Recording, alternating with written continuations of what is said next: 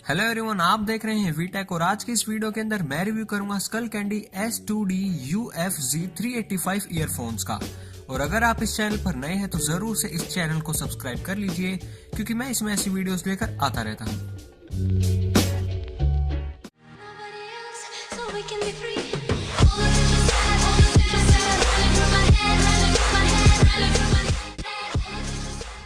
Design की बात करें तो इसका डिज़ाइन बिल्कुल सिंपल है क्योंकि एक बजट ईयरफोन है।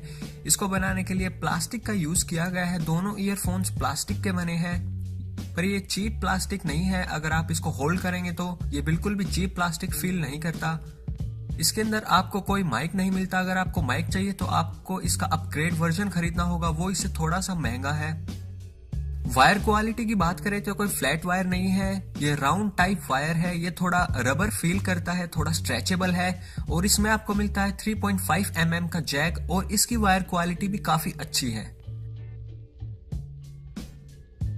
ईयरफोन लाइट है, कॉम्पैक्ट है, साइज में छोटे हैं और जो ईयरफोन कॉम्पैक्ट होते हैं उनके लिए ये एडवांटेज होती है क्योंकि जब आप उन ईयरफोन्स को पहनते हैं तो वो दिखने में ज्यादा बड़े नहीं लगते, उनका हिस्सा आपके ईयर से ज्यादा बाहर नहीं जाता और वो कॉम्पैक्ट लगते हैं। तो इनके साथ भी ये एक एडवांटेज है कि इनका साइज काफी ठीक है। अनबॉक्सिंग एक्सपीरियंस भी बिल्कुल सिंपल था। सबसे पहले आपको मिलता है एक ईयरबड का पेयर, आप इन्हें अपने ईयर्स के हिसाब से डाल सकते हैं। उसके बाद एक वारंटी मैनुअल मिलता है स्कलकैंडी की तरफ से और उसके बाद ईयरफोन। अब बात करते हैं क्वालिटी। तो मैं इन ईयरफोन्स को पिछले एक हफ्ते से यूज कर रहा हूं। तो सबसे पहले बात करते हैं बेस पर। इनका बेस लेवल काफी अच्छा है, क्वालिटी बेस की काफी ज्यादा अच्छी है, बिल्कुल बैलेंस बेस है। इसका बेस इतना ज्यादा हाई भी नहीं है क्योंकि कई ईयरफोन्स में बेस हाई होने के कारण हिजिंग साउंड आनी शुरू हो जाती है, पर इनके साथ ऐसा कुछ भी नहीं है। ऑडियो क्वालिटी की बात करें तो वो भी अच्छी है, पर वो बेस से ज्यादा अच्छी नहीं है। वो इतनी भी खराब नहीं है, वो अच्छी है, पर बेस ऑडियो क्वालिटी से ज्यादा अच्छा है।